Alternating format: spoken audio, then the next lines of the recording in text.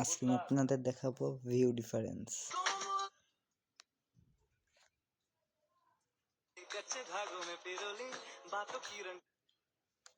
দেখেন এই ভিডিওটার ভিউ মাত্র 26,100 আর এটা 2,45,000।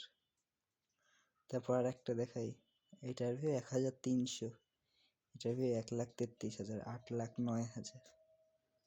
দেখেন এটা কিসের ভিডিও,